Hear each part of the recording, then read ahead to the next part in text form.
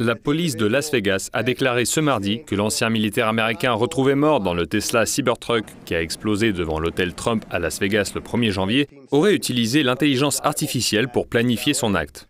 Matthew Livelsberger, vétéran des forces spéciales de l'armée américaine, s'est tiré une balle dans la tête à Las Vegas à bord d'un Cybertruck qu'il a fait exploser avec des bidons d'essence et des feux d'artifice après avoir loué le véhicule en ligne.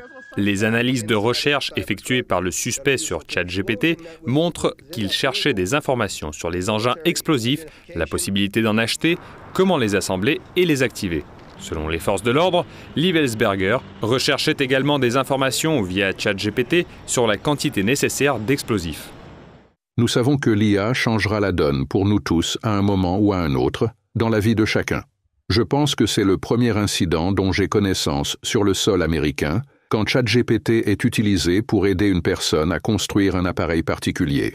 Les enquêteurs n'ont pour l'instant établi aucun lien entre cet ancien militaire de 37 ans et une quelconque organisation terroriste. De plus, le FBI a indiqué que rien ne permettait d'établir un lien entre l'explosion de Las Vegas et l'attaque à la voiture bélier de la Nouvelle-Orléans.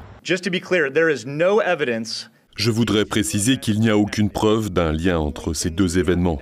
Les seuls éléments dont nous disposons qui les lient sont des choses accessoires que nous considérons être des similitudes fortuites, telles que le fait que les deux voitures ont été louées chez le même loueur, que ces deux personnes ont servi dans l'armée, qu'elles sont toutes les deux des utilisateurs d'Airbnb, et ainsi de suite.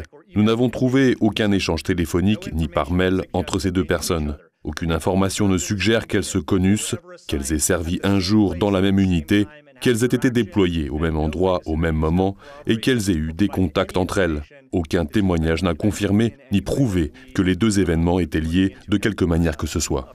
Cependant, la compagnie OpenAI, qui développe ChatGPT, a déclaré qu'elle s'engageait à ce que ces outils soient utilisés de manière responsable et qu'ils soient conçus pour refuser les instructions nuisibles. De plus, la société a indiqué que ChatGPT prévient toujours l'utilisateur en cas d'informations potentiellement nuisibles. Nos modèles sont conçus pour rejeter les instructions nuisibles et minimiser le contenu nuisible. Dans ce cas, ChatGPT a répondu avec des informations déjà disponibles publiquement sur Internet et a émis des avertissements contre des activités nuisibles ou illégales. Nous travaillons avec les forces de l'ordre pour apporter notre aide à l'enquête. L'analyse du téléphone du suspect est toujours en cours, mais les enquêteurs y ont déjà trouvé 2 lettres où il évoque des questions à propos de conflits dans le monde et de problèmes nationaux, ainsi que des défis personnels.